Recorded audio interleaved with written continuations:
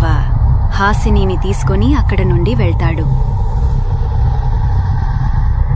భైరవ హాసినిని క్షుద్ర ఉండే దగ్గరికి తీసుకొని వెళ్తాడు. హాసిని మీద నీరు పోయగానే తను లెగుస్తుంది. అప్పుడు అక్కడికి క్షుద్ర ప్రత్యక్షమవుతాడు. భైరవ హాసినిని క్షుద్రాకి పరిచయం చేస్తాడు. హాసిని జరిగింది మొత్తం క్షుద్రాకి చెప్తుంది. అప్పుడు అటుగుండా వెళ్తున్న హాసినిని చూసి ముగ్గురు ఇష్టపడతారు. దత్తత తీసుకోవాలి అనుకుంటారు. దత్తత తీసుకోవాలి అని ముగ్గురు నిర్ణయించుకుంటారు.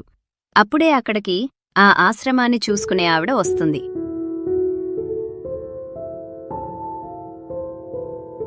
అప్పుడు ముగ్గురు వాళ్ల నిర్ణయం చెప్తారు.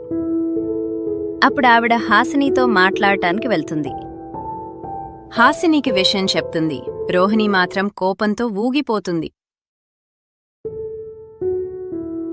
హాసిని, మీ ఇద్దరు మాట్లాడుకుని నువ్వు వాళ్ళతో వెళ్తావో లేదో నాకు వచ్చి చెప్పు. రోహిణి, ఒకసారి నేను చెప్పేది విను. నువ్వేం చెప్పాల్సిన అవసరం లేదు. దయచేసి అలా మాట్లాడకు రోహిణి. నేను చెప్పేది పూర్తిగా విను. ఇలా మనం అనాథర్గా బ్రతకడం కన్నా మనకి కూడా ఒక కుటుంబం ఉంటే మంచిది కదా రోహిణి.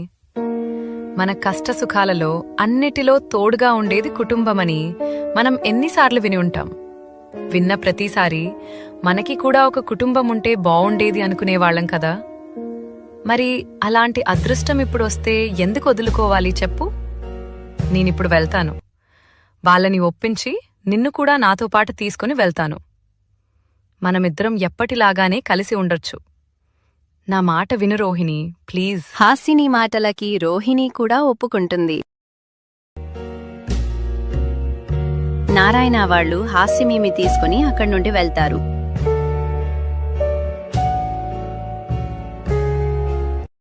మరి రోహిణి కోసం నువ్వు వెళ్ళలేదా? నేను మా వాళ్లని ఒప్పించడానికి 1 సంవత్సరం పాటు పట్టింది. తర్వాత వాళ్ళు ఒప్పుకున్నారు.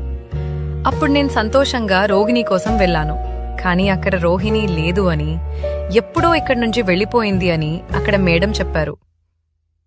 అప్పట్నుండి నేను, మా ఇంట్లో వాళ్ళు రోహిణి కోసం ఎంతగానో వెతుకుతున్నాము. కానీ ఇప్పుడు రోహిణి చనిపోయింది అని తెలిసి తట్టుకోలేకపోతున్నాను. కానీ ఇప్పుడు రోహిణి అందర్ని చంపేస్తాను అంటుంది. నాకు చాలా భయంగా ఉంది. నువ్వేమీ భయపడకు, నేను చూసుకుంటాను. పదా. హాసిని, క్షుద్ర మరియు భైరవ నందీపురం గ్రామానికి బయలుదేరుతారు. మరొక ప్రక్క హాసిని కోసం వెతుక్కుంటూ క్షుద్ర ఉండే వైకుంఠపురం గ్రామానికి చేరుకుంటుంది రోహిణి. కనిపించిన వారిని చంపేసి వాళ్ల శక్తిని కూడా తనలోకి తీసుకుంటుంది. అమ్మ వాళ్ళు ఎలా ఉన్నారో ఏంటో. అప్పుడు హఠాత్తుగా ఒక మాంత్రికుడు అక్కడ ప్రత్యక్షమవుతాడు. ఏయ్ తంత్ర, నా దారికి అడ్డు తప్పుకో.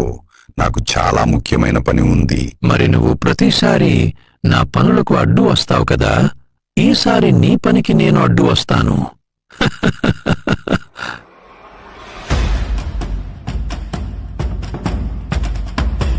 పోరాటం జరుగుతూ ఉంటుంది.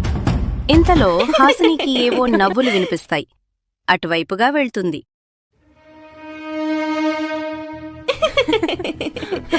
అక్కడ రోహిణి మరియు హాసిని ఇద్దరూ నవ్వుకుంటూ ఉండటం చూసి హాసిని ఆశ్చర్యపోతుంది. మనకి ఎవ్వరూ లేకుండా అనాథలుగా ఉన్నప్పుడే మనం చాలా సంతోషంగా ఉన్నాము హాసిని. అందరూ కావాలి అనుకుంటే చూసావా మనం ఎంత బాధపడాల్సి వస్తుందో. రోహిణి, నీకోసం ఎంతగానో వెతికాను. కానీ నిన్ను ఇలా చూస్తున్నందుకు నాకు చాలా ఏడుపు వస్తుంది రోహిణి. అస్సలు నీకేమైంది? నువ్వొస్తావని చాలా రోజులు ఎదురుచూశాను. ఒంటరితనంతో జీవించలేకపోయాను. 6 నెలలు గడిచిపోయాయి. నువ్వింకా రాకపోయేపాటికి నిన్ను వెతుక్కుంటూ నేనే ఆశ్రమాన్ని వదిలి వెళ్ళిపోయాను.